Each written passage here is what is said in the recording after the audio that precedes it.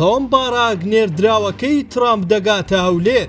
ئایا شەڕی پارتی و یەکێتی سفر دەکاتەوە؟ ناکۆکی نێوان پارتی و یەکێتی گەیشتۆتە ئاستێکی یەکجار مەترسیدار و دۆخەکە بەرەو بنبەستێکی سیاسی تەواوەتی هەنگاو دەنێت. ئێستا ململانەکان گەیشتونەتە قۆناغی مریشکە ڕەشە و هیچ لایەکیان ئامادەی پاشەکشە نین. پارتی بەڕاشکاوی ڕایگەیاندووە کە بە هیچ جۆرێک دان بە هاوپەیمانی نێوان یەکێتی و نەوەی نوێدا نانێت و ئامادە نییە وەک یەک بلۆکی سیاسی بۆ پێکێنانی حکوومەت مامەڵەیان لەگەڵ بکات، بەڵکو پێداگری دەکات کە دەبێت لەگەڵ هەر حیزبێک بەجیا دانوستان بکرێت. لە بەرامبەردا یەکێتی بە پشتبەستن بە هاوپەیمانەکەی خۆی بە خاوەنی 38 کورسی دەزانێت و سوورە لەسەر ئەوەی بەو قورساییەوە بەشداری پێکێنانی حکوومەت بکات. ئەم کێشەیە وای کردووە پارتی وەک کارتی فشار هەڕەشەی دووبارەکردنەوەی هەڵبژاردن بکات، باو ئومێدەی بتوانێت نەخشەی کورسیەکان بگۆڕێت و پێگەینەوەی نوێ لاواز بکات. هەرچەندە قوبات تاڵەبانی بێمنەتی حیزبەکەی خۆی لەو هەڕەشانە نیشان داوە.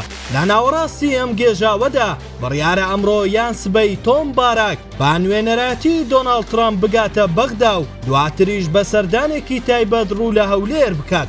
هەرچەندە ئەرکی سەرەکی ئەو پەیوەستە بە پێکێنانی حکوومەتی نوێی عێراق، بەڵام چاودێرە سیاسیەکان پێیان وایە یەکێک لە ئامانجەکانی چارەسەرکردنی گرێکوێرە سیاسیەکانی هەرێمی کوردستانە. هاتنی باراک لەم کاتە هەسیارەدا وەک دوایین هەوڵی نێودەوڵەتی بۆ ڕێگریکردن لە هەرەسێنانی پرۆسەی سیاسی لە هەرێم سەیر دەکرێت. تۆم باراک کە پەیوەندیەکی نزیکی لەگەڵ هەریەک لە مەسعود بارزانی و بافڵ تاڵەبانی هەیە، بەوە دەناسرێت کە لە قسەکردندا زۆر ڕاشکا و بربڕەشکێنە. ئەو خاوەنی تێڕوانینێکی ترامپیانەیە بۆ دەسەڵات، واتە زیاتر باوەڕی بە حکوومەتی بەهێز و سەقامگیری سیاسی هەیە نەگیاریە دیموکراسیە درێژخایەنەکان. چاوەڕێ دەکرێت باراک فشار بەکار بهێنێت و لایەنەکان ناچار بکات کە لە بەرژەوەندی پێکێنانی حکوومەتێکی یەکگرت و دەستبەرداری مەرجە سەختەکانیان ببن. ئایا ئەم پیاوە دەتوانێت ئاگری ململانەکان خامۆش بکات و